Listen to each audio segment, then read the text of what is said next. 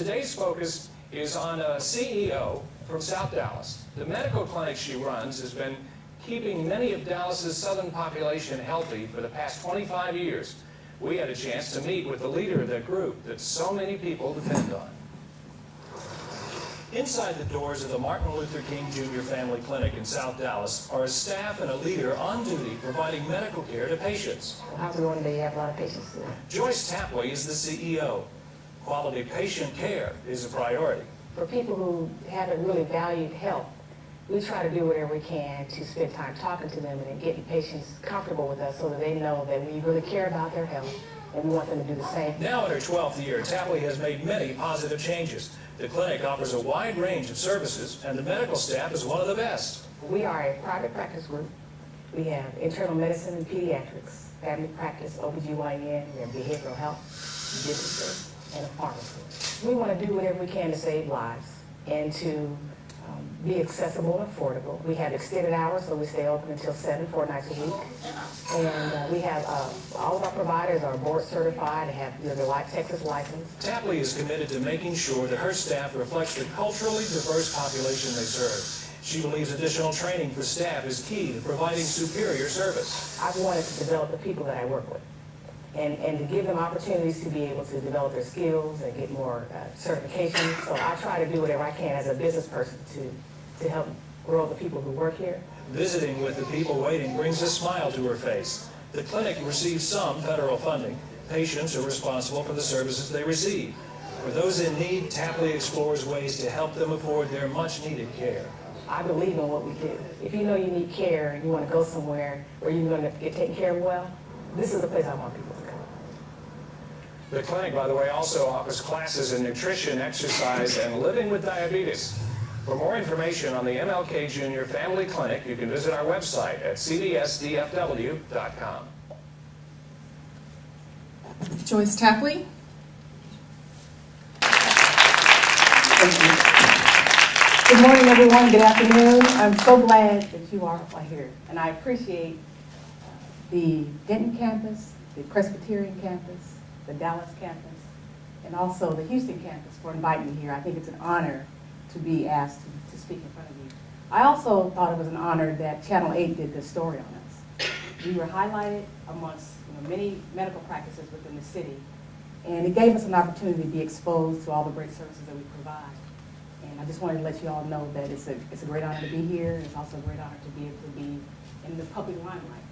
We want to make sure that as a health center that we provide services and access to all. And so if you have insurance, don't have insurance, you can come to Martin Luther King Family Clinic. We're open 5 days a week until 7, 4 nights a week.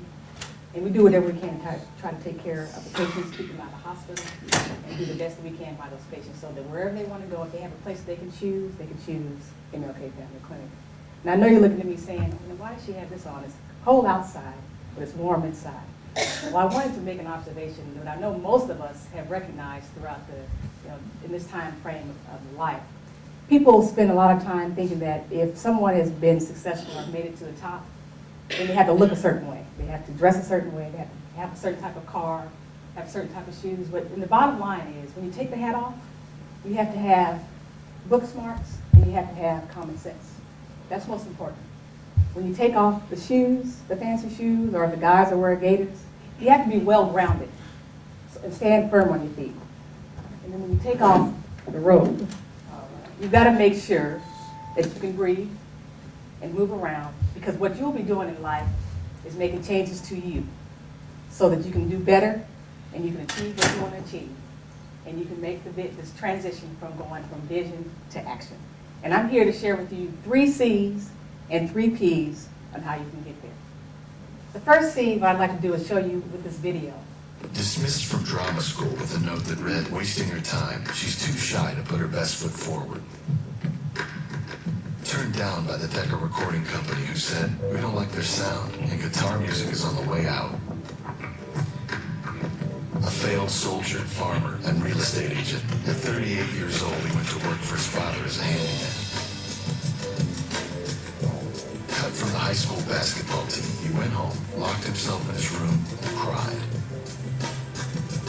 At teacher told him he was too stupid to learn anything, and he should go into a field where he might succeed by virtue of his pleasant personality. Fired from a newspaper because he lacked imagination and had no original ideas. His fiancée died, he failed in business twice, he had a nervous breakdown, and he was defeated in 8 elections. If you've never failed, you've never lived.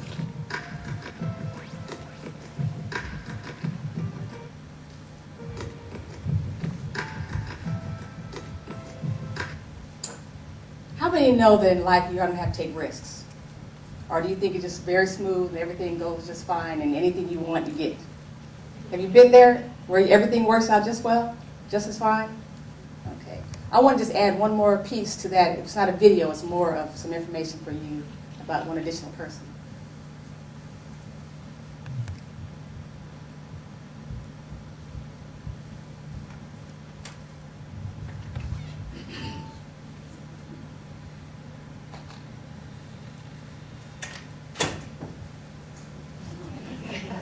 Surprise, surprise.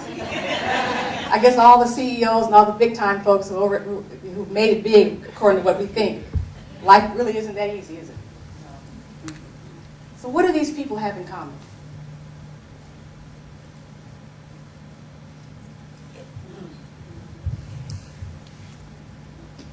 We all have courage. Whatever comes our way, we figure out a way to muster up the strength to get beyond it. Now, we all have different levels of courage. Some people, if something happens to them or a situation occurs that's unfamiliar to them, they'll just go ahead and try to conquer it and try to attack it. And then there are some, because we're all wired differently, there are some who may have to be pushed a little bit or motivated or encouraged. But then they get the courage and they go ahead and take that risk and they step on. And then there are those who will not do anything because they're fearful. They don't feel like they have the courage until maybe it's a do or die situation or a last minute situation, they'll do it. But we all do have courage. How many people believe that they have some level of courage? That's the first of the 3 C's. I would hope we all raise our hands because there are lots of ways that courage can be presented to you or a situation where courage is going to be required. And what I'm here to tell you is that there's going to be a lot of things that happen in life that you are not expecting. But what you're going to do is you're going to take that courage and you're going to push forward and you're going to get where you want to go. Just like the Walt Disney, just like the Bill Gates, just like the Michael Jordans, just like you. If you think about all the things you've done in life, there's something that you've been faced with where you've had to use some courage.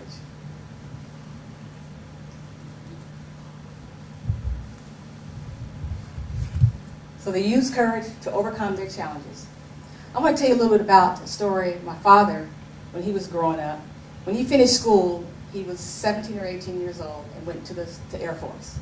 And back in the 50s and 60s, he was one of 183 folks in this squadron. He was an Air Force. He was a lieutenant and a captain, so he was on the commissioned officer side. He was one of 183 blacks in that squadron. Excuse me, one black out of 183 folks in the squadron, so he was the only black person that was there. And back in those days, it was very difficult for any black man to do anything where they're trying to make a difference. He was a navigator. Now we know pilots fly the planes, but the navigators push the buttons and they flip the switches to make sure that the plane flew the way it needed to. And the folks that were on his squadron did whatever they could to get him kicked out or to get him to quit. But he stayed on and he pressed on. He stayed for 21 years. And he got married with my mom and had 4 children. But one of the things my parents always did in life is they taught us that whatever you do, you need to have the courage and try. Try as many times as you need to. It's okay to fail. They were always very positive. And that's what we need in life. There are going to be a lot of negative things that take place. How many of you have had something negative happen to you or somebody to say something negative to you that made you think, gosh, I don't know if I really want to do this now because of what they said? Has anybody experienced that? I mean, I think all of us have. Have any of us actually said something to somebody? And if you think about it now, you would think, you know what, I bet that person probably felt really badly about that. I'm going to be willing to raise my hand because I know I've said things I shouldn't. But then again, we got to figure out how to get that person to have the courage, right? So courage is what it takes to be able to overcome any type of challenge that you have. My parents always taught us that if you have the courage, you need to stand tall, Don't be afraid to fall, right? Because it's going to happen at some point. It may be a small one or maybe a large one, but you're going to fall, and that is okay. Above all, go for it all. Go for it. Whatever it is you want to do, you still go for it. When I was fired about 10, 11 years ago, I knew it was happening. I knew it was going to come. It was only a matter of time because I kind of saw what the atmosphere was, what was happening. But one of the key things that you also have to remember in life is whatever your ethics are and your values are, you hold on to them. Because it's not important that you try to make everybody happy. What's important is that you do what you believe is right. And it takes courage to know that something is about to happen. And you stand there and wait for that pink slip. And then you get your stuff. You pick it up and you walk out with your head up. And you look at the folks that probably knew this was getting ready to happen.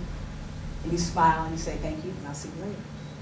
And guess what? 3.5 months, I was back. But it's not because somebody liked me. It's because we were doing what was right. And so anytime you're faced with a situation where somebody challenges your ethics, you will do very well by holding on to those. And it doesn't matter who the person is, what the position is. What's most important is that you do what's right and what you believe in. And if you can share that experience and share that information with others, particularly the ones that are younger than you, they're going to be faced with that. And you see what's happening in the world right now where people are doing things they're not supposed to, and they get caught. You know it's going to happen. Hold on to what you believe in, what your parents taught you, what you've learned through experiences, and you'll get there.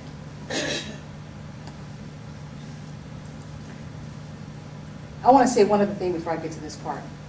I want to go back to the slide that talked about my flunking out twice. Now, it took me a while to have the courage to tell anybody that. My parents didn't know the first time. The second year of school, they didn't know that I had grades below a D.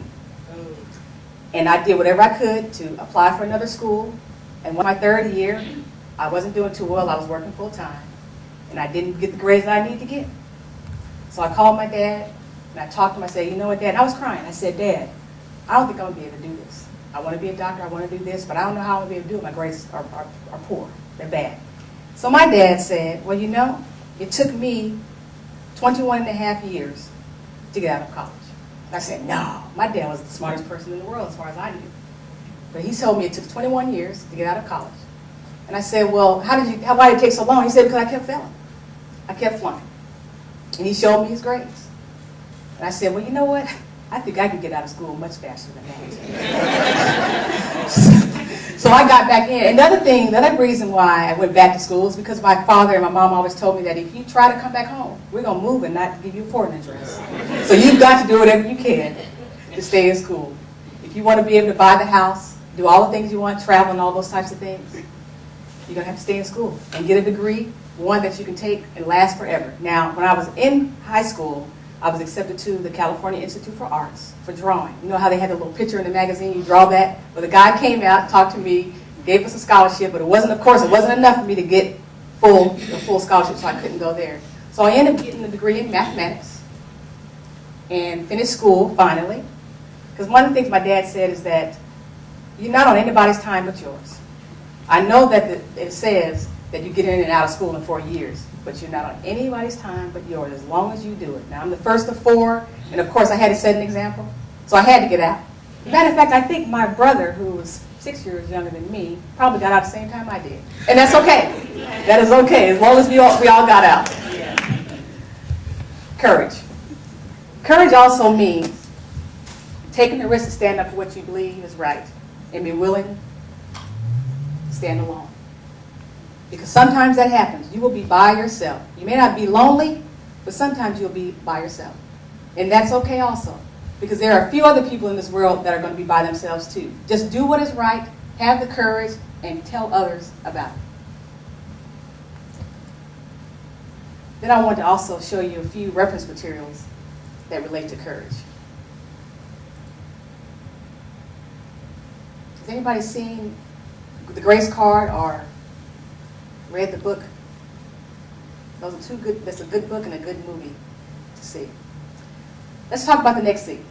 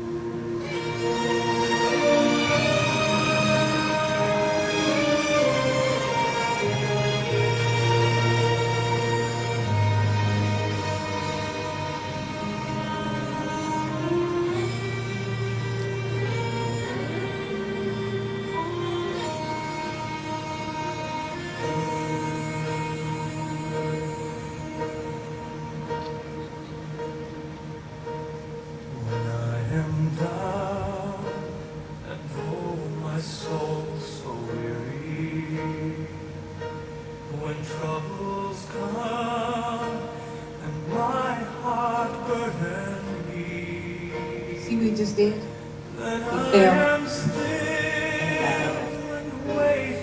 Determined. Taking action.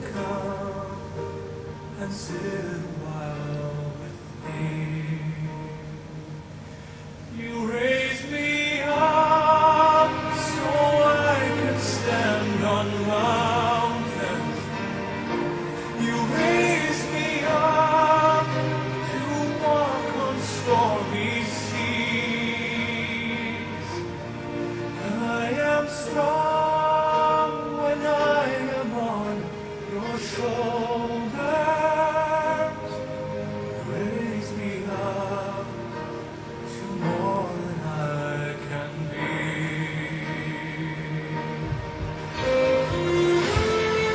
Now I'm going to admit, I cried when I saw this, so if anybody wants some tissue, just let me know. Let me pass it on around. I'm going to get a cup myself. I'm serious about this. It's okay. This is real, people.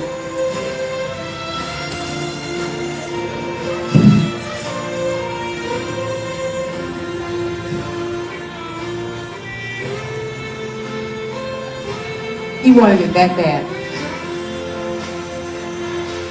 You raised me up so I can stand on mountains. You raised me up to walk on stormy seas. I am strong when I am on your shoulders. You raise me up more than I can be.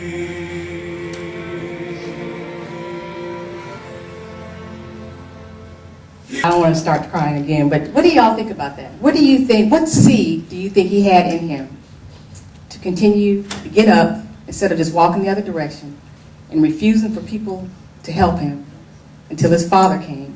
What do you think he had in him to get commitment? That's exactly right, commitment. That's what it takes. Commitments in marriage, commitments in having children, commitments in staying on a job, commitment in going to school. I tell you, it was hard for me to go 9.5 years, plus 2 more to get a master's. But it's commitment. It's commitment for you to do what you're doing. When you get ready to start taking care of patients who don't want to be taken care of, who would rather leave this earth, or who are very frustrated about the situation, it takes commitment to try to build them up and to keep yourself up so that you can really work with them and get them where they need to be. It takes commitment in whatever we do in life. And that's what we need to go from vision to action. Commitment. I also want to give you a few other key words, action words that are related to commitment. You got to regroup if something doesn't go right. You got to practice, practice, practice. We hear that all the time when we were young. We hear that you got to practice, practice. It means you have to practice. That means being committed. You got to work hard and also to help others. Commitment is not just about what you do. It's about who you're helping bring along with you or who you're working with so they can get where they need to be. It's commitment as an individual and as a team. Did I say work hard? Work hard. Commitment also means you're going to fail sometimes, which is okay. Commitment means you keep going, like the guy did in the video, and ask for help. It's okay to ask for help. It is okay. And it's also okay to offer to help others who may not want to ask for help, like the dad did to the son. He didn't really want it, but his dad was going to be there anyway. That's commitment. Try again, take risks, stick to your decision, and what did I say? Work hard. That's what it means. Anybody have any others they'd like to add to it? Any other key commitment action words? So we talked about 2 things, courage and commitment. Bottom line, display commitment to excellence. That's what we want to do. We don't want to be perfect. We just want to do the best that we can be. And here's some reference items on commitment. The 3rd C, compassion. Having the heart, the innate ability to be compassionate. We must simply take what is natural to all mankind. I want to show you a clip that's related to compassion. And I'm thinking about this clip as it relates to the Cultural Connections Leadership training that you all are going through, the conference. This video is out of sight, I think. The principle of compassion lies at the heart of all religious, ethical, and spiritual traditions. Calling us always to treat all others as we wish to be treated ourselves. Compassion impels us to work tirelessly to alleviate the suffering of our fellow creatures. To dethrone ourselves from the center of our world and put another there. To honor the inviolable sanctity of every single human being. Treating everybody without exception. With absolute justice, equity, and respect.